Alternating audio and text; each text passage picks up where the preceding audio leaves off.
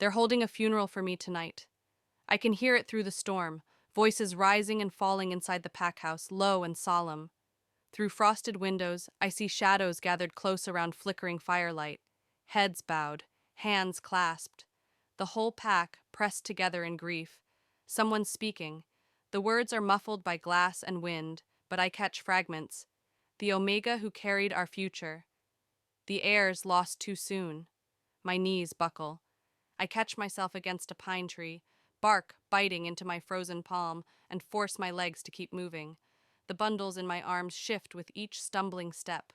I hold them tighter against my chest, terrified to feel how still they are, how light. I haven't checked under the torn fabric in hours. I'm too afraid of what I'll find. But I keep walking, one foot in front of the other through snow that rises past my ankles. Blood seeps through the makeshift bandage around my ribs, warm against frozen skin. The cold stopped hurting miles ago. Now it just lives inside me, settled deep where something else used to be. Inside the pack house, someone else begins to speak. A man's voice this time, rough with emotion. Dorian. Even through the storm, I recognize the break in his tone, the guilt. My chest tightens, not from pain, from something hotter, sharper. They get to grieve in warmth while I bled in the snow. The memory slams into me. The cave, darkness pressing close, contractions ripping through my body like claws. I'd bitten through my lip to keep from screaming, terrified something would hear, terrified I'd die alone before they came. No one came. The first baby had slipped free in a rush of blood, and I'd waited, shaking, for the sound that would mean everything. Silence. I'd wrapped him anyway, pressed him to my chest, kept him warm. Then the second one came, and the quiet stretched on and on until I couldn't breathe through it. I don't know if they held on. I just know Cassian and Dorian need to see what their protection cost. The pack house rises ahead, all stone and timber and golden light spilling from tall windows. I can see faces now, wet with tears, tight with sorrow. The pack united in their grief for the future they think died with me. My bitterness burns. They sent me away to keep me safe. That's what Cassian said, what Dorian promised. A secure convoy, trusted guards, a safe house waiting in Southern California. The convoy was attacked within hours. The guards died. I woke up alone, bleeding into frozen ground with no one coming to find me, because they thought I was already dead. My vision swims. Black edges creep in from the sides, but I push through them. The pack house steps loom impossibly high. I drag myself up one at a time, my breath coming in ragged gasps that scrape my throat raw. Inside, another voice cuts through the murmurs, colder, more controlled. Cassian. We honor their memory by... I don't hear the rest. My body gives out. I collapse. Against the door, shoulder slamming into wood hard enough to rattle the frame. The impact jolts through me. The bundles shift and I lock my arms around them, holding on with the last strength I have left. The voices inside stop dead. Silence stretches, sharp and sudden, like the whole world holding its breath. Then footsteps, fast, multiple sets converging on the door. The handle turns. My heart pounds against my ribs. I can't stand, can't speak, can only hold the bundles tighter and pray I'm not too late. That the terrible stillness doesn't mean what I think it means. The door swings open. Warm air rushes out, carrying the scent of pine smoke and leather, and something deeper. Something that makes the dormant bond in my chest flare like a lit match after months of nothing. Light spills across me.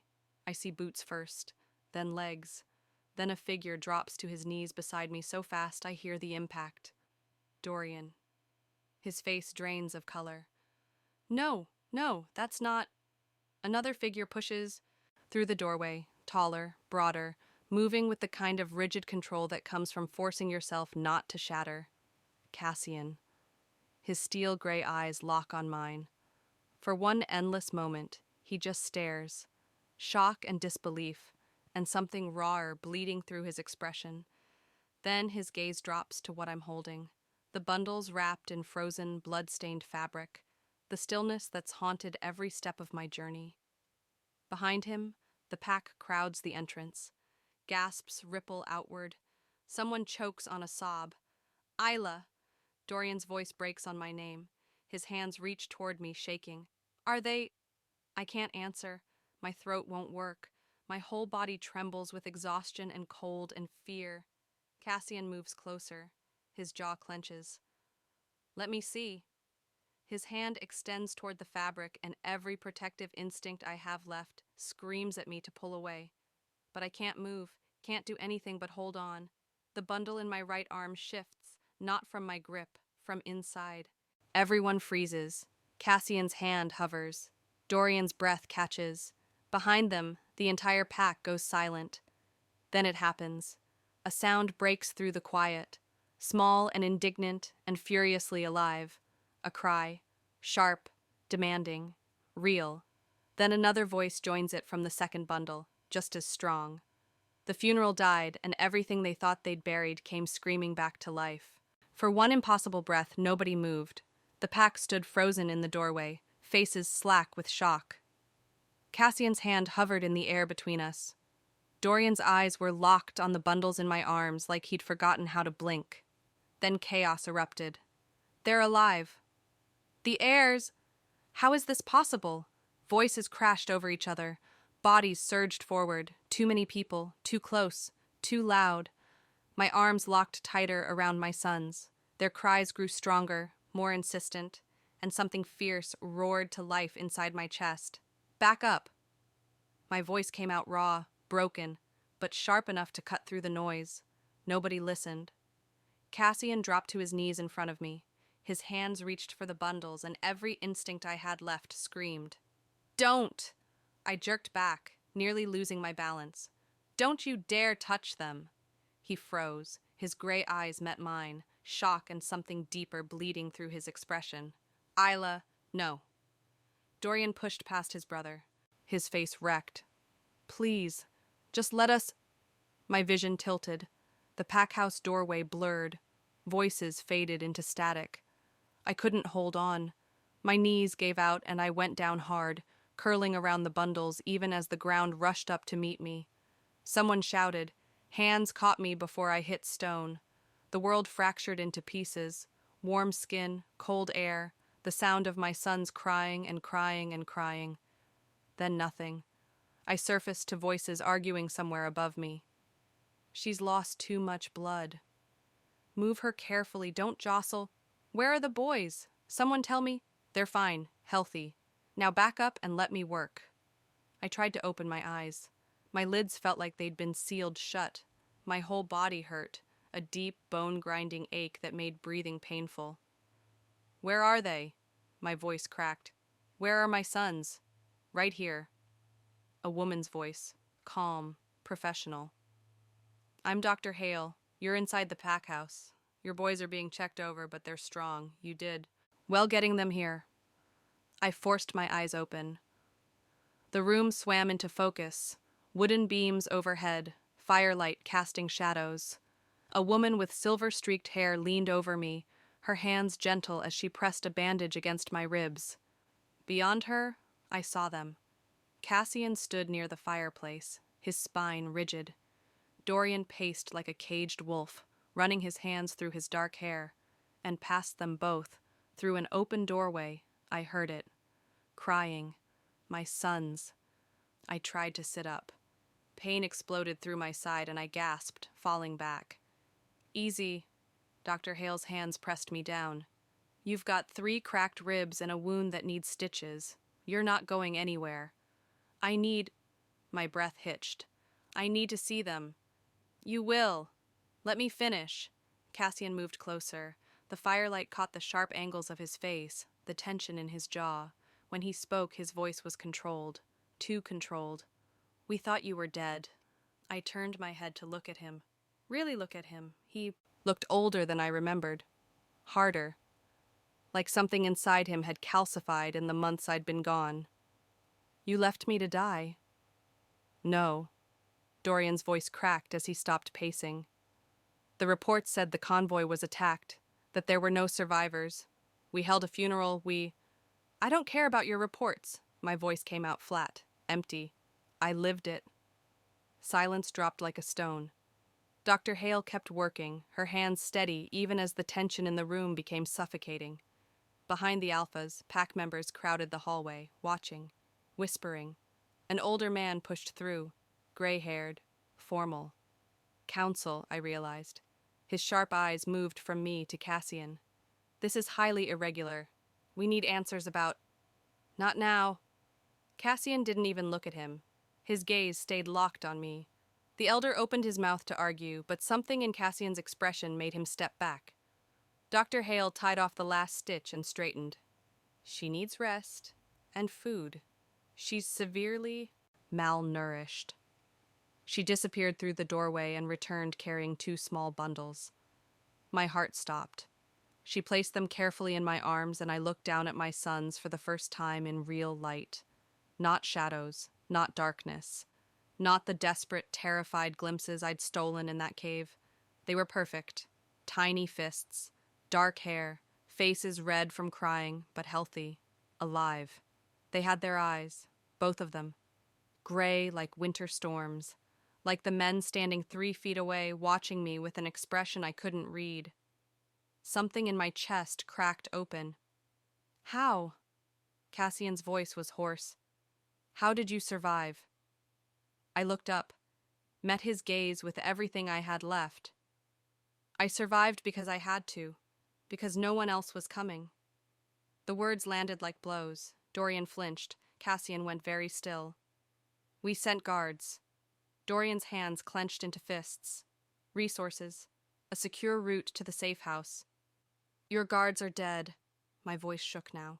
Your secure route was an ambush. Your protection was a lie.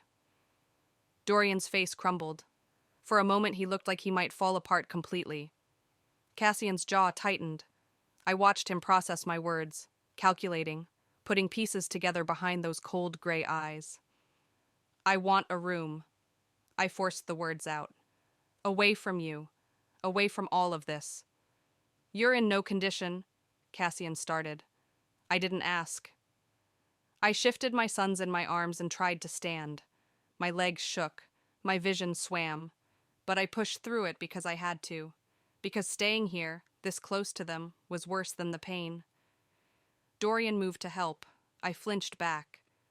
The movement was instinctive, visceral, and I saw the moment it hit him. The rejection written across every line of my body. The bond flared in my chest. Hot and insistent and wrong. My body remembered what my heart wanted to forget. They couldn't understand why I was running from the bond that was supposed to save me. I named them in the firelight where no one could hear. Ethan, the one with Cassian's sharper features already forming, his tiny fists clenched like he was ready to fight the world. Wyatt, softer with Dorian's jaw and that same desperate intensity in his unfocused newborn gaze. Mine. Whatever happened next, whatever the pack decided or the alphas demanded, these 2 were mine. I'd earned them in blood and snow and 6 months of surviving what should have killed me. The moment of peace lasted exactly as long as it took for someone to knock on the door. They didn't wait for permission. Both of them entered together, a united front that made my stomach clench. Cassian carried a stack of clean clothes. Dorian held baby supplies that actually looked useful. They stopped just inside the doorway, taking up too much space, their presence suffocating. We need to understand what happened, Cassian said. Please. Dorian's voice cracked on the word. Help us piece together what went wrong. I stayed in the chair by the fire, Ethan sleeping against my chest. I don't owe you anything. The convoy route was vetted, Cassian continued like I hadn't spoken. The guards were experienced. Someone had to have known. I don't care about your tactical analysis. Dorian moved closer. Isla, don't. I held up one hand. Don't come closer. Don't use that tone like you're trying to gentle a spooked animal. Just don't. They exchanged a glance. Some silent twin communication I'd seen 1,000 times before. It made everything worse. You want to know what happened? My voice stayed low because Ethan was sleeping, but the anger bled through anyway. Your protection killed your guards. Your plan left me bleeding in the dirt, and I survived in spite of both of you. Cassian's jaw clenched. Dorian looked like I'd gutted him. We thought, Dorian started. I know what you thought. You thought you made the smart choice, the safe choice. I stood carefully, settling Ethan into the bassinet beside his brother. You were wrong. We received confirmation you were dead, Cassian said. His control was cracking. I could hear it in the careful precision of each word. Evidence, witness statements. Then your evidence lied. Silence stretched between us. The bond pulled hard enough to make my chest ache. Both of them. Two separate threads of want and need tangled up with fury. I need space, I said finally. From both of you. Isla. Dorian took another step forward. Go. They left. But I heard them in the hallway, voices rising, sharp with accusation. This is your fault. I told you we should have gone ourselves. And I told you we couldn't both leave pack territory exposed. Someone had to stay. You always have a reason. Always some calculated justification for... Their voices faded as they moved away. I sank back into the chair, shaking. The bond wouldn't stop pulling. It burned through my chest, wrapped around my ribs, made every breath feel like I was fighting against invisible chains. Their scents lingered in the room, pine and leather and winter air. It made my wolf claw at my control, desperate to follow. I pressed my hands flat against my sternum like I could physically hold the feeling back. The bond didn't care about betrayal. It just wanted what it wanted. Hours crawled by. I fed the babies, changed them, held them while they slept. Dr. Hale brought food and checked my wounds with gentle efficiency. You're healing slower than you should, she said quietly. You need rest, real rest. I'll rest when I leave. She paused, her hands stilling on the bandage she was wrapping. Are you planning to leave? I didn't answer. She finished her work in silence and left. Late afternoon sunlight slanted through the window when I heard voices outside my door. Not the alphas this time, someone else. Multiple someones, speaking in low, urgent tones. I moved closer, pressed my ear to the wood. The girl shouldn't have survived. An older man's voice, formal, authoritative. Your men were supposed to be thorough. My blood went cold. Another voice responded, too muffled to make out clearly. She was left in the wilderness. The first voice continued, irritated now. No one could have... He cut himself off. And now she's back with living heirs. Do you understand what that means for our plans? Silence. Then footsteps moving closer to my door. I stepped back, heart pounding. We need to handle this carefully, the older voice said. If the alphas discover the truth about the convoy... The footsteps passed, faded down the hallway. I stood frozen, every muscle locked tight. The ambush wasn't random. Someone inside the pack wanted me dead. And whoever it was, they were still here. I looked at Ethan and Wyatt sleeping peacefully in their bassinet. So small, so vulnerable. If someone tried to kill me once, they'd try again. And this time, my sons were targets too. I moved fast, grabbed what little I had. Clean clothes, the blankets Dorian had brought, anything I could use to keep the babies warm. Wrapped them carefully against the cold I knew was waiting outside. I checked the door. Unlocked. Shift change happened at dusk. If I timed it right, I could slip out during the chaos. We had to leave. Tonight. I was halfway through bundling Wyatt when the door opened. Both alphas stood in the doorway. Their eyes went immediately to the babies wrapped for travel. The supplies gathered, my coat already on. Cassian's expression hardened. What are you doing? Isla. Dorian stepped forward. You can't leave. You're still recovering. Before I could answer, a sound cut through the air. An alarm, sharp and piercing. Howls rose in the distance, multiple, close. Cassian's whole body went rigid. Rogues on the border. Dorian's gaze snapped to me. Safe room, now. I'm not... This isn't a debate, Cassian moved toward me. The safe room is reinforced. You and the boys will be protected there. More howls. Closer. I looked at my sons. At the door. At the two alphas between me and any chance of escape. I'd survived rogues before. But this time, I wasn't sure which threat was more dangerous. The ones outside, or the conspiracy within. They chose me over their pack. That realization hit as the safe room door sealed behind us with a heavy thud. Above ground, rogues were tearing through the borders. Warriors were bleeding. The pack needed their alphas on the front lines. But Cassian and Dorian were here. With me. With our sons. The private chamber was small. Reinforced steel walls. Emergency supplies stacked in corners. A single cot pushed against the far wall. Intimate. Suffocating. No escape from the bond that pulled harder with every breath in this confined space. I held Ethan and Wyatt against my chest, their small bodies warm and fragile. You don't need to stay.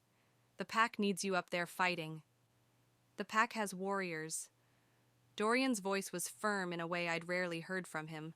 Cassian moved to check the door's seal. Our sons need us here. Something shifted in my chest. Something I didn't want to feel. These men had sent me away, had believed I was dead, had mourned me while I bled into frozen ground. But right now they were choosing us. I turned away before they could see my expression crack. Someone in this pack wanted me dead. The words came out harder than I intended.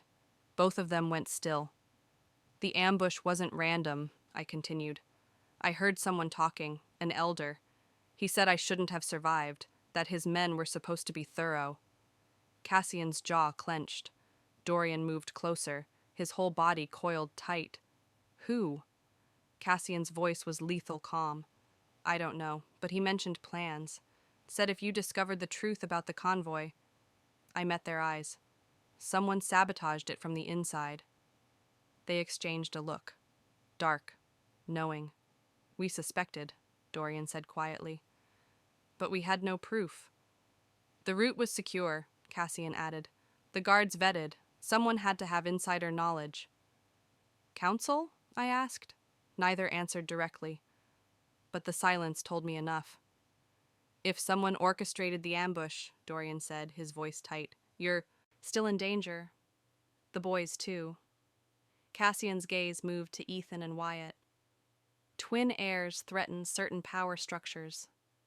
I'd known it, but hearing them say it out loud made it real, made it terrifying. You believed the lies once, I said.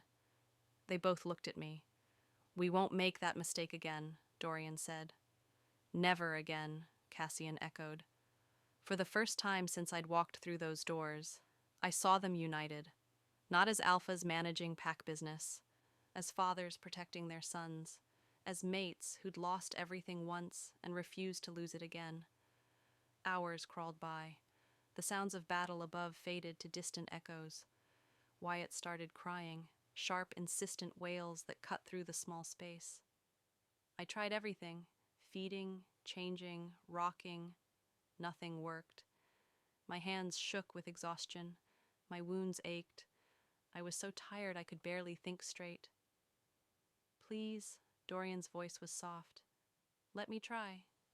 I looked at him, saw the desperate hope in his expression. Slowly, I placed Wyatt in his arms. Dorian held his son like he was holding something sacred. His hands trembled. His breath caught. And then Wyatt quieted, settling against his chest with a soft sigh. I thought I'd never get to hold him. Dorian's voice broke on the last word. I watched him.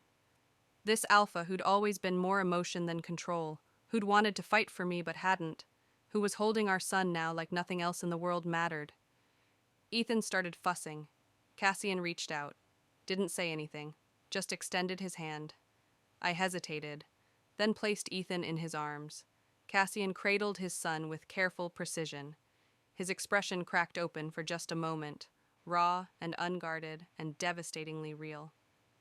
Thank you, he said quietly. For what? For keeping them alive. His gray eyes met mine.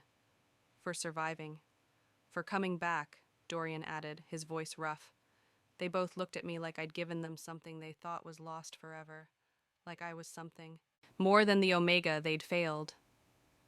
The bond felt hollow after we thought you died. Dorian spoke without looking away from Wyatt. Like something had been ripped out. Every day we didn't find you felt like another failure, Cassian said. I stood there watching them with our sons. These rigid, controlled men who should have been leading their warriors into battle. Who'd chosen instead to stay here. To protect us. To finally meet the children they'd thought were gone. My walls cracked despite everything. Blood soaked through my bandage. I felt it spreading warm across my side, but tried to ignore it. They both noticed. You're bleeding. Dorian's head snapped up. Cassian set Ethan down gently in the bassinet. Let us help. I backed up. I can handle it. We know you can. Dorian's voice was impossibly soft. But you don't have to. The gentleness broke something in me. I let them help. Cassian steadied me while Dorian unwrapped the old bandage. Their hands were careful. Reverent. The bond flared between us, but it felt different now. Less like chains pulling me under. More like connection I'd been fighting for months. Neither spoke while they worked. The silence was heavy with everything we weren't saying.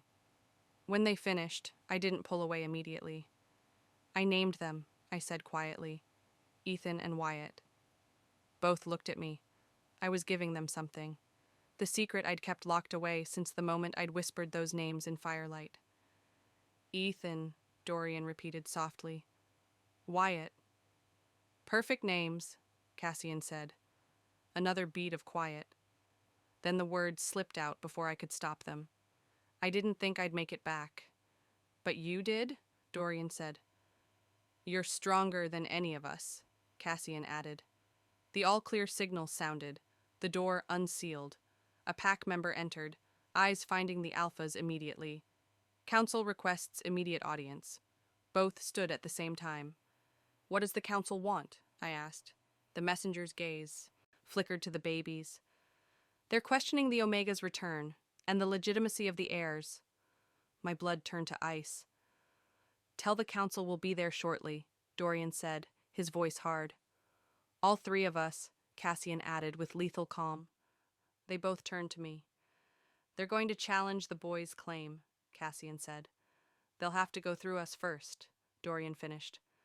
The conspiracy wasn't just about killing me. It was about making sure my sons never had a claim to anything at all. The council chamber felt like a tomb. Stone walls, high ceilings, a long table where 12 pack elders sat in judgment. Their faces were unreadable in the dim light, but I felt their eyes on me. On the babies I held against my chest. On Cassian and Dorian standing on either side of me like sentinels. Elder Matthias Gray sat at the head of the table, silver hair, kind eyes, the kind of face that made you want to trust him. I'd heard that voice outside my door, talking about how I shouldn't have survived. Isla Brennan. His voice was warm, concerned. We're grateful you've returned to us, but you must understand, the circumstances are unusual. I said nothing. All the guards died in the ambush, he continued. Yet you survived, alone, through winter, with newborn twins. He spread his hands. Help us understand how that was possible. I already told you what happened, I said. Rogues attacked the convoy. I was thrown from the vehicle during the initial strike. By the time I came to, everyone else was dead. And you walked away, undetected? I crawled, I hid, I survived. For 6 months. Yes. Murmurs rippled through the council, skeptical, suspicious. Remarkable, Elder Gray said, but his tone suggested he didn't believe me at all. Now, about the convoy itself. The route was changed at the last minute, was it not? My stomach tightened. I don't know. I was just told where to go. And the guards assigned to you? They were selected specifically for this mission? I assume so. His gaze shifted to Cassian. Perhaps Alpha Cassian can clarify. You did oversee the convoy arrangements, correct? Cassian's jaw clenched. I did. So you approved the route change? The guard assignments? Yes. The word fell like a stone. Elder Grey nodded slowly, pulled a folder from the table. I have the records here. Your signature on the route modification, dated 3 days before departure. He slid a document across the table. Cassian didn't look at it. That's correct. And here, another document. The guard roster, also signed by you. 5 guards, all killed in the ambush.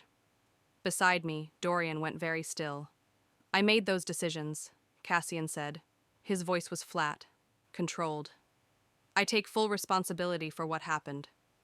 Elder Grey's expression was carefully sympathetic. I'm sure you believed you were doing what was best, but I must ask, he paused. Why those specific guards? Why that particular route? Silence. Alpha Cassian? I had my reasons. Could you share them with the council? No. The chamber erupted in whispers. I stared at Cassian. His face was carved from stone, unreadable.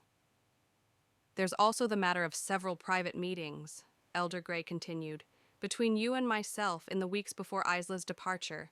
Do you recall those? Cassian's eyes narrowed. I recall. And the subject of those meetings? That's between us. I'm afraid it's not anymore. The elder's voice was gentle, regretful. You see, I documented our conversations. You expressed concerns about the prophecy, about twin heirs bringing instability to the pack. My blood turned to ice. You suggested, Elder Grey continued, that perhaps removing the threat before it materialized would be the safest course for everyone. That's not, Dorian started. I have notes, the elder interrupted. Witnesses who can confirm the meetings took place. I didn't want to believe it myself, but given the evidence... What are you saying? I cut through his careful words. My voice shook. Say it clearly. Elder Grey looked at me with false compassion. I'm saying someone with authority made decisions that led directly to your attack.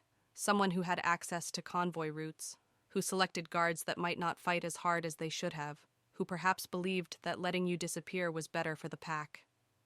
The room spun. I turned to Cassian. Tell them it's not true. He said, Nothing. Tell them, I repeated, louder now. His jaw clenched, but he stayed silent. Dorian stepped forward. He wouldn't. My brother wouldn't. His voice cracked. Cassian, just explain. Tell them why you made those choices. Cassian's gaze stayed locked on Elder Grey. I don't answer to this council. You'll have to answer to someone, the elder said quietly. I'm calling for a formal investigation into your decisions regarding the convoy. Until then, your authority as Alpha is temporarily suspended. Chaos erupted, pack members shouting, council arguing, Dorian demanding explanations that Cassian refused to give. I stood frozen, holding Ethan and Wyatt, watching the man who'd held his son an hour ago with such tenderness, who'd thanked me for surviving, who might have been the one who tried to kill me. Elder Grey's voice cut through the noise. I'll lead the investigation personally. We'll get to the truth. I looked at him, at his kind, concerned face, and I knew. He was lying, but Cassian was letting everyone believe the worst. The council dismissed us. Pack members filed out, their whispers following us into the hallway. Dorian grabbed Cassian's arm. What the hell was that? Why won't you defend yourself? Cassian pulled free. Stay out of this. You're my brother. I said stay out of it. Cassian's voice was cold, final. He walked away without looking back. Dorian turned to me. His face was wrecked. Isla, I swear I didn't know. I don't understand why he... Neither do I. My voice came out hollow. Everything from the safe room felt like a lie now. The gratitude, the tenderness, the way they'd held our sons. He'd orchestrated my death. And when I survived, he'd pretended relief. I couldn't stay here. I turned and walked toward my room. Dorian followed. Please don't leave, not until we figure this out. There's nothing to figure out. I kept walking. Your brother made his choice. Now I'm making mine. I reached my door, started to close it. Cassian appeared at the end of the hallway. His eyes found mine across the distance. If you leave this territory, he said, his voice lethal and controlled, I can't protect you. Then he turned and disappeared into the shadows. I stood there, holding my sons, trying to understand if that was a warning or a threat. I was leaving at dawn. The decision settled cold and final in my chest as I folded the few clothes I had, wrapped blankets around supplies, made sure Ethan and Wyatt's bundle was secure enough for travel. I didn't have much, didn't need much, just enough to get us far away from here, from the conspiracy, from Elder Grey's false concern and the pack's suspicious whispers, from Cassian's silence. The door opened without warning. Dorian stood in the doorway. His face was wrecked, eyes red, jaw tight, shoulders slumped like he'd been carrying weight too heavy to hold. Please don't go, I kept packing. There's nothing left to stay for. Isla, your brother orchestrated my death. My hands shook as I secured another blanket. The evidence is right there. His signatures, his decisions, his meetings with Elder Grey. I don't understand it either. Dorian's voice cracked. But Cassian wouldn't, he couldn't. Then why won't he explain? I turned to face him. Why won't he defend himself? Dorian had no answer, just pain written across every line of his face. Did you know? The question came out sharper than I intended. About any of it? His head snapped up. No, I swear to you, I didn't know about the route changes or the guard assignments or... He stopped, swallowed hard. I thought we were protecting you, sending you somewhere safe. And when the reports came back that I was dead, what did you think then? I thought we'd failed you. His voice dropped to barely a whisper. I thought I'd lost everything that mattered. Something in my chest twisted, but I couldn't let it soften me. Not now. The twin bond, I said carefully. Does it mean you knew what he was planning? That you felt it? No. The word came out broken. The bond doesn't work like that. We're connected, but we're not. He pressed his palms against his eyes. I'm just as lost as you are. I believed him. Against everything screaming at me to trust no one, I believed the devastation in his voice. I don't know how to fix this, Dorian continued. I'm caught between my brother and my mate, and I don't know which way to turn without losing both of you.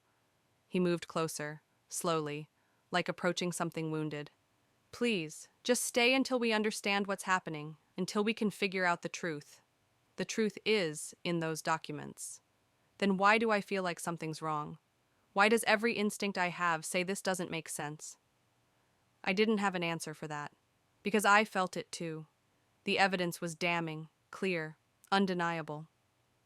But when I'd watched Cassian hold Ethan in the safe room, when I'd seen the raw gratitude in his eyes, nothing about that moment felt like a man who'd tried to kill me. Dorian's gaze moved to the bassinet where Wyatt slept. Can I... His voice caught. Can I hold him? Just once more before you go? My throat tightened. I should have said no, should have kept that distance, but I lifted Wyatt carefully and placed him in Dorian's arms. He cradled our son like something precious. His hands trembled. Tears slipped down his face unchecked as he memorized every detail. The curve of Wyatt's cheek, the tiny fists, the way his breathing hitched in sleep. I'm so sorry, he whispered. Not to me, to Wyatt. I'm sorry we failed your mother. Sorry we didn't protect you both better. My vision blurred. The door opened again. Cassian stood in the threshold.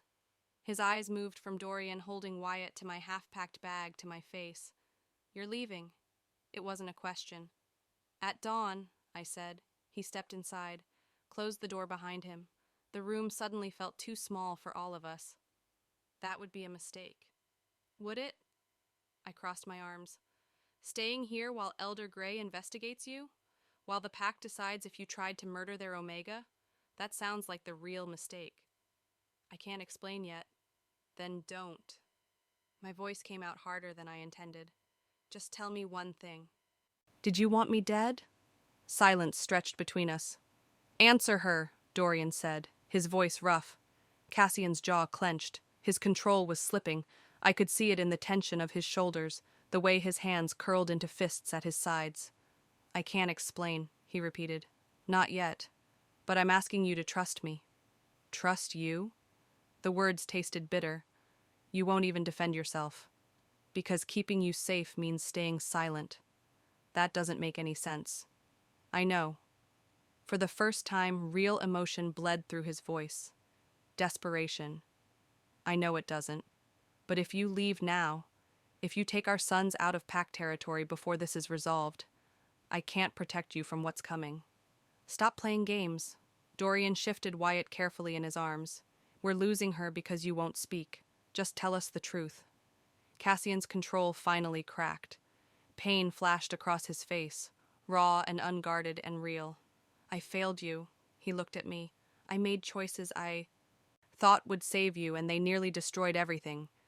But I can't explain how or why without making things worse. I stared at him, searching for lies, finding only torment. One night, he said, wait until morning. Let me make sure you and the boys are safe before you go. I won't stop you after that.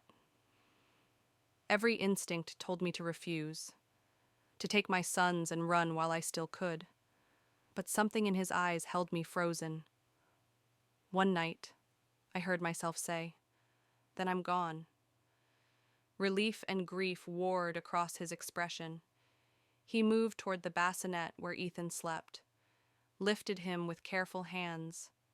I watched him, this man the evidence condemned, who held our son with such tenderness it made my chest ache. The room fell into heavy silence. Just the three of us, two babies, and trust shattered so completely I didn't know if it could ever be whole again. Then the world exploded. Windows shattered. The floor shook. Screams tore through the pack house as something detonated, close enough to rattle my bones. Elder Gray's voice crackled over the emergency system.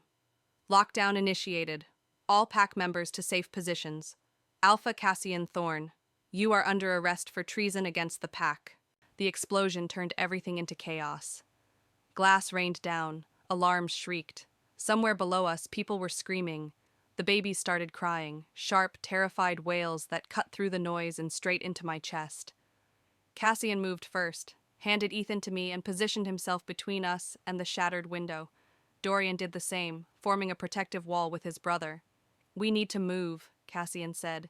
His voice was calm, controlled, like the world wasn't falling apart around us. Warriors thundered past in the hallway, shouting orders, running toward the blast site. We made it 3 steps toward the door before it burst open. 6 pack warriors filed in, armed, their expressions hard. Behind them stood Elder Gray, his silver hair disheveled, but his eyes sharp and calculating. Alpha Cassian Thorne. His voice carried the weight of authority. You are under arrest for treason against this pack. Cassian didn't move. Get Isla and the boys to safety first. You're in no position to give orders. Elder Gray stepped closer. The evidence is clear. You arranged the convoy ambush, and now rogues are attacking in retaliation. Rogues you hired and failed to pay. My blood ran cold. That's a lie, Dorian said. Is it? Elder Gray pulled out another document. We found payment records, communications, all traced back to Alpha Cassian. He looked at the warriors. Take him. They moved forward. Dorian stepped between them and his brother. You're not touching him. Stand down, Alpha Dorian. Your brother's crimes don't extend to you. I don't care about his crimes. You're not taking him anywhere. The warriors hesitated, torn between 2 alphas and an elder's command. Cassian's hand found Dorian's shoulder. Let them. No. Dorian's voice broke. Not until you tell us what's happening. Not until you defend yourself. I can't. Then I won't let them take you. The twins stood together, united despite everything fracturing between them, and I stood behind them holding our sons, watching the pack turn against the men who were supposed to lead them. "The longer you resist," Elder Grey said calmly, "the more danger you put your family in. Is that what you want, Alpha Cassian? To risk your mate and heirs for your pride?" Cassian's jaw clenched, but he didn't speak. "Tell them," I heard myself say. My voice shook, but carried across the room.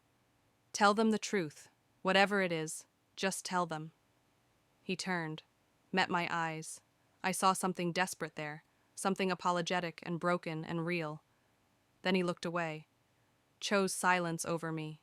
Again, something inside me shattered. "Take him," I said. Everyone froze. "Isla?" Dorian started. "He won't defend himself. He won't explain. He's made his choice." I looked at Elder Grey. "Take him. I don't care anymore." The words tasted like ash, but I meant them. I couldn't keep breaking apart for someone who wouldn't fight for us. The warriors moved in. Cassian didn't resist. Let them bind his hands. Let them lead him toward the door. He didn't look back. Dorian tried to follow. Cassian's voice stopped him cold. "Stay with them. Protect them." Then he was gone. The room fell into terrible silence. Elder Grey's expression was kind, sympathetic. Everything about him screamed concern. "I'm sorry you had to witness that," he said to me, "but the pack's safety must come first." I said nothing, just held my crying sons and tried to breathe through the pain. Elder Grey left with his warriors. Dorian stood frozen in the middle of the room. His hands were shaking. "I don't understand," he whispered. "Why won't he just tell us? It doesn't matter anymore. Isla, I'm leaving. Tonight. I'm not waiting until dawn." I turned back to my packing. Dorian didn't try to stop me this time, just stood there looking shattered. I'd almost finished when the second explosion hit. Closer. So close the floor buckled beneath us. Dorian grabbed me, pulled me and the babies down as debris rained from the ceiling. The wall to our left crumbled. Smoke poured through the gap. "We need to move." Dorian's voice was urgent now. "Now." We ran into the hallway. Smoke everywhere. Heat building. Other pack members fleeing toward exits. But our path was blocked. Flames licking up the stairwell. The other corridor collapsed. We were trapped. Elder Grey's voice crackled over the emergency system. Calm. Regretful. "Tragic accident in the East Wing. All personnel evacuate immediately. Containment teams responding." Dorian's face went white. "That's where we are. The East Wing." "Accident?" I choked on smoke. "That was deliberate." "The arrest." Dorian's eyes went wide with realization. "He separated Cassian from us. Got him out of the way so he could—" Another explosion shook the building. Closer still. Dorian tried the doors. Locked from the outside. The windows led to a 3-story drop. And we had 2 newborns. Smoke was getting thicker. Ethan and Wyatt screamed in my arms. "There has to be another way out." Dorian was searching frantically, trying doors, looking for anything. But I knew. I'd known the moment I heard Elder Grey's voice. This was the plan all along. Frame Cassian, arrest him, separate him from us, then eliminate the real threats. Me and the heirs who'd survived when we should have died months ago. Cassian's silence had been protection, somehow. But now he was locked away and we were burning. The fire was spreading fast. The smoke made it hard to see, hard to breathe. Dorian found a service corridor, narrow, filled with smoke but maybe, a way out. We ran. Behind us, Elder Grey's voice continued over the speakers, coordinating evacuation, expressing concern, playing the role of a leader managing a crisis, while he burned us alive. We were going to die in the smoke. The corridor ended in collapsed ceiling and twisted metal. Behind us, flames crawled closer. The heat was unbearable. Ethan and Wyatt screamed in my arms, their cries muffled by the fabric I'd wrapped over their faces to filter the smoke. Dorian tried another door. Locked. He slammed his shoulder against it. Nothing. "Take them." I thrust the babies toward him. "Find another way. I'll go back and—" "No." His voice was raw. "I'm not leaving you. They need to survive." So do you. The smoke was getting thicker. My lungs burned. I couldn't see more than a few feet ahead. This was it. This was how Elder Grey won. Then something crashed through the debris behind us. Cassian emerged from the smoke like something feral. Blood streaked his face. His hands were torn from breaking through walls. But his eyes were clear, focused, on us.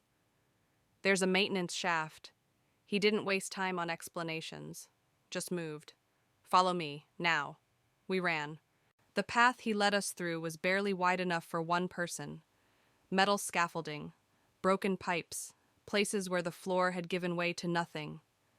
Cassian went first, testing each step. Dorian came last with the babies clutched against his chest. When I stumbled, Cassian caught me, lifted me over a gap I couldn't have jumped. His hands were careful despite the urgency, despite everything.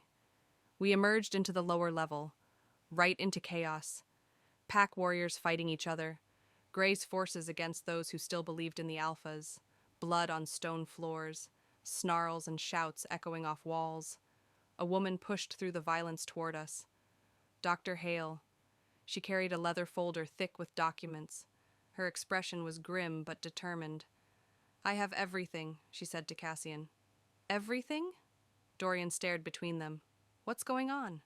The proof we need to bury Grey. Cassian's voice was cold, lethal. Dr. Hale's been working with me for months. I looked at the doctor, who'd tended my wounds, who'd brought me food, who'd been gathering evidence this entire time. The prophecy, Dr. Hale said, meeting my eyes. The one that said twin heirs would destroy the pack. Elder Grey fabricated it. There's no ancient text. No other seers confirmed it. He created it specifically to give the alphas a reason to send you away. The words hit like a physical blow. I'd believed the prophecy was real. Had carried the guilt of it through 6 months of hell, through giving birth alone, through every moment I thought my sons were cursed. It was all a lie. He needed you isolated, Cassian said quietly, vulnerable, so he could eliminate the real threat to his power. Twin heirs to twin alphas, Dr. Hale continued. An unbreakable dynasty. Grey's been controlling this pack from the council for decades. Your sons would have ended that. My hands shook. Ethan and Wyatt were silent now, exhausted from crying. They had no idea they'd been marked for death before they were even born. I discovered the fabrication 3 weeks before you left, Cassian said. His jaw clenched. Found evidence Grey was planning to have you killed during the convoy, so I made a counterplan. I was going to hide you with Dr. Hale's help, keep you safe while we gathered enough evidence to destroy Grey completely, but he discovered the plan. He replaced your guards at the last minute, Dr. Hale added. I remembered the attack, the guards who died so fast, the efficiency of the slaughter. He twisted everything, Cassian continued. His voice was controlled, but I heard the fury beneath it. Used my real signatures on the convoy documents, made my protective decisions look like assassination planning, doctored his meeting notes to say I wanted to eliminate the threat instead of save you. The evidence in the council chamber, Dorian said slowly. It was all real documents with false context. Exactly. Dr. Hale opened the folder. But I have the originals, the undoctored meeting notes, financial records connecting Grey to the rogues, testimonies from witnesses he thought were dead. I looked at Cassian, at the man who'd stayed silent through everything, who'd let the entire pack believe the worst of him. You couldn't tell me. My voice came out hoarse. Because it would have exposed Dr. Hale. If Grey knew there was a leak, he would have killed her and destroyed the evidence before we could stop him. Cassian's eyes held mine. I had to choose between explaining myself or keeping her alive long enough to protect all of you permanently. Understanding crashed through me, followed immediately by fury. You should have trusted me with the truth. I know. Your silence nearly got us killed. I know. Something in his expression cracked. I made the wrong choice. I thought controlling the information would keep you safe. Instead, it left you vulnerable. Dorian stepped forward. Why didn't you tell me? I'm your brother. Because You're honest to a fault, Cassian looked at him. You couldn't have hidden it from Gray, and I needed him to believe I was isolated. The twin bond between them was fractured, strained by necessary secrets, but not broken. We need to move, Dr. Hale said. Gray's still in the main hall playing concerned leader. If we don't expose him now, he'll eliminate every witness. We pushed through the fighting. Cassian and Dorian cleared the path. I held the babies. Dr. Hale carried the evidence that would end this. The main hall was full. Pack members gathered around Elder Gray as he coordinated the emergency response. His voice calm, his face kind. He looked like a leader trying to save his people. Then Cassian walked in, bloodied, escaped, looking every bit the dangerous criminal Gray had painted him to be. The hall went silent. Alpha Cassian has been detained for, Gray started. I know what you did. Cassian's voice cut through the room like a blade. All of it. Gray's expression didn't change. You're in no position to make accusations. Dr. Hale. Cassian didn't take his eyes off Gray. Show them. She stepped forward, began laying documents on the table, one after another, financial records, communications, original meeting notes, testimonies. The prophecy was fabricated, she said clearly. Elder Gray created it to manipulate the Alphas into sending Isla Brennan away. Then he orchestrated her assassination. Murmurs rippled through the crowd. He doctored his own notes, Dr. Hale continued. Used Alpha Cassian's real convoy decisions to frame him. Twisted protection into evidence of murder. This is absurd, Gray said, but his voice had lost some of its warmth. A desperate criminal trying to... I believed the prophecy. My voice rang out. Everyone turned. I carried the guilt of it for 6 months. Thought my sons were cursed, that I was bringing destruction to the pack. I stepped forward. It was all a lie, created by the man. Standing in front of you. The man who tried to kill me twice. Gray's mask was slipping. I watched calculation replace concern in his eyes. Twin heirs to twin alphas threatened your control, Cassian said. So you decided to eliminate them before they were born. The evidence was overwhelming. Document after document, witness after witness, the pack seeing how Gray had manipulated everything. His supporters were backing away, his power crumbling. Gray's hand moved to his coat, pulled out a gun, aimed it directly at Ethan and Wyatt in my arms. If I can't control this pack's future, he said softly, I'll eliminate it. His finger tightened on the trigger. Dorian moved before the sound registered. 1 second, Elder Gray's finger was tightening on the trigger. The next, Dorian was in front of me, between the gun and my sons. The shot cracked through the hall. Dorian's body jerked. He went down hard. Everything after that happened in fragments.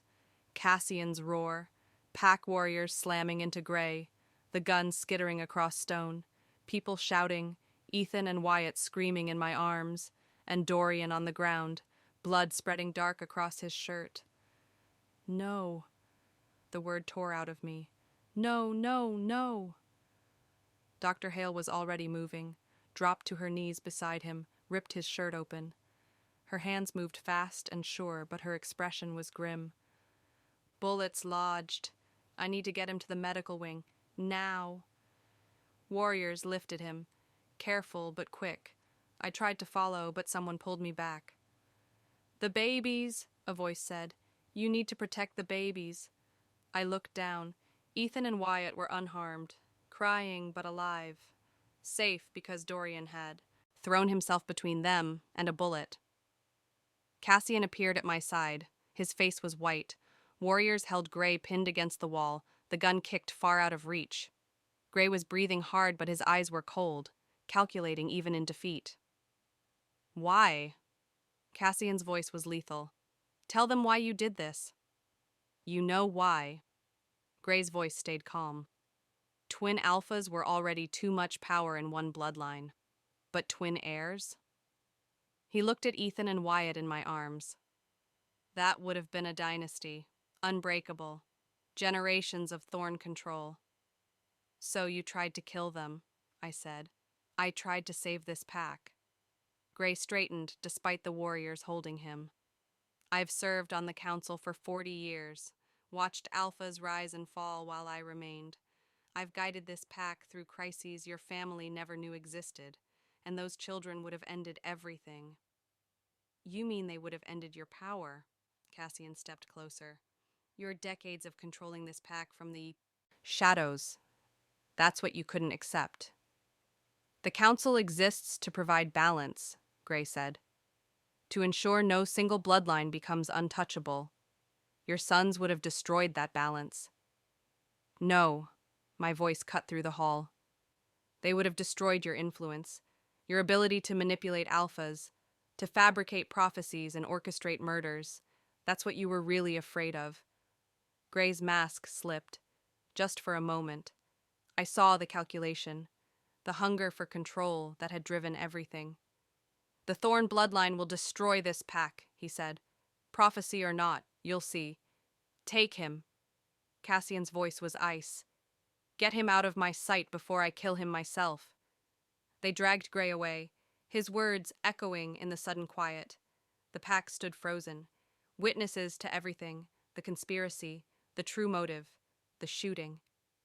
One of the council members stepped forward, older, steady. The charges against Alpha Cassian are dismissed, he said clearly. Elder Matthias, Gray is hereby stripped of his position and will face trial for treason, conspiracy to commit murder, and attempted murder. Murmurs of agreement rippled through the crowd. But I didn't care about any of it. I ran, found Dorian in the medical wing. Dr. Hale had him on a table, instruments laid out, already cutting into his shoulder to reach the bullet. Cassian stood against the wall, looking like he might shatter. Is he...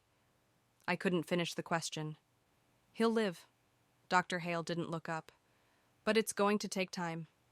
I sank into a chair, held my sons against my chest, and watched them pull a bullet out of the man who'd saved their lives. 3 days passed before Dorian woke up properly. 3 days of me refusing to leave his room, of Cassian helping with Ethan and Wyatt so I could stay, of watching Dorian's chest rise and fall and praying it kept rising. When his eyes finally opened, the first word out of his mouth was my name.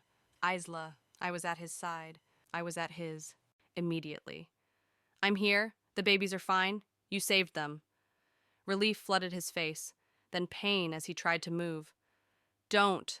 I pressed my hand against his good shoulder. You were shot. You need to heal. Worth it. His voice was hoarse, but he meant it. Something in my chest cracked open. This man had taken a bullet for my sons, for me, without hesitation, without thinking about his own survival. Cassian appeared in the doorway. He looked like he hadn't slept since the shooting. When he saw Dorian awake, his control finally broke. You idiot! His voice shook. You could have died. But I didn't, Dorian managed a weak smile. And they're safe. Because you threw yourself in front of a gun. Wouldn't you have done the same? Silence. Then Cassian moved to his brother's bedside, sat heavily in the chair on the other side. I'm sorry. The words came out raw. My secrets nearly got you killed. I should have trusted you with the truth from the beginning. Yeah? Dorian's voice was soft. You should have. I thought I was protecting everyone by controlling the information, but I was wrong. I was so focused on the plan that I forgot. He stopped, swallowed hard. I forgot we're supposed to be partners, both of you, and partners don't keep each other in the dark. I watched them, these twin alphas who'd been fractured by necessary secrets, who were trying to find their way back to each other. No more secrets, Dorian said. It wasn't a question.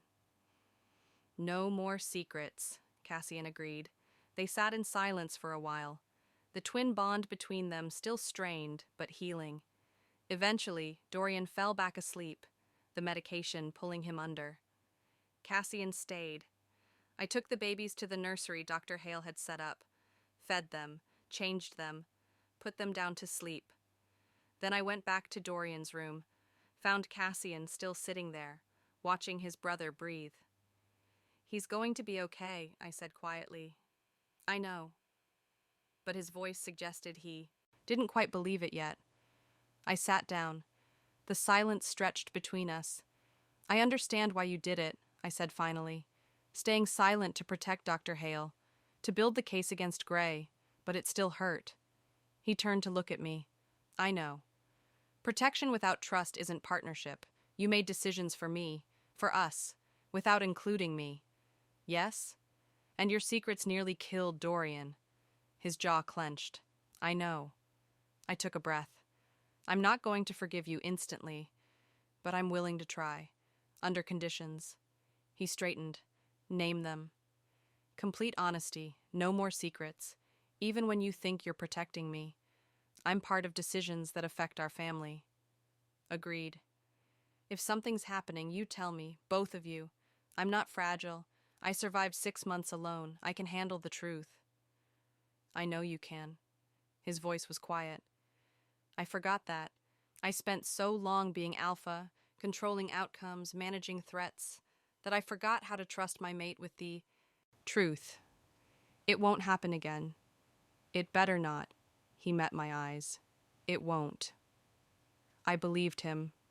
Not because the words were pretty, but because I'd seen him break watching his brother bleed, seen him stripped of control and left with nothing but raw fear and regret. Weeks passed. Dorian healed slowly. The wound was deep but clean.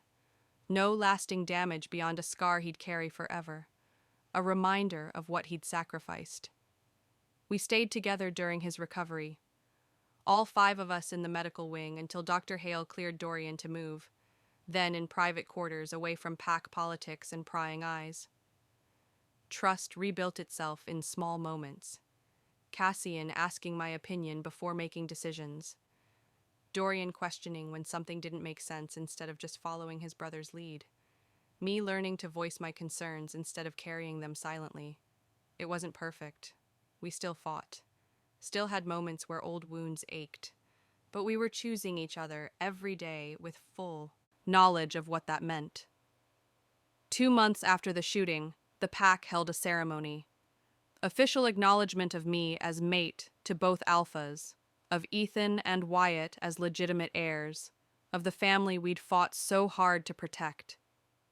I stood before the pack with my sons in my arms, Cassian on one side, Dorian on the other, his shoulder still healing but his presence strong. I name them, I said clearly. Ethan Thorne, Wyatt Thorne, sons of Isla Brennan, heirs to Cassian and Dorian Thorne. The pack responded with howls, acceptance, recognition. The bond settled between the 3 of us. Not magic, not instant healing, just choice. They'd said my sons were dead, said I was cursed, said I'd never survive. Tonight, I stood with both my mates and both my children. Alive, whole, home, the end. If you felt Isla's pain in the snow, her rage at the betrayal, and her fierce love protecting Ethan and Wyatt, then this story was for you. She survived what should have killed her. She walked back into the territory that abandoned her, carrying the truth they thought was buried. And she made 2 alphas earn back what they destroyed. This is what it means to be unbreakable. If her story moved you, hit that like button. Drop a comment telling me which moment hit hardest. Was it Dorian taking the bullet? Cassian's silence finally breaking? Or Isla naming her sons in front of the pack that tried to erase them? And subscribe, because stories like this, where survival isn't just about living but about refusing to let anyone take your power, are what we do here. Isla fought through snow, lies, and conspiracy to reclaim her family. What would you fight through? Let me know below, and I'll see you in the next story.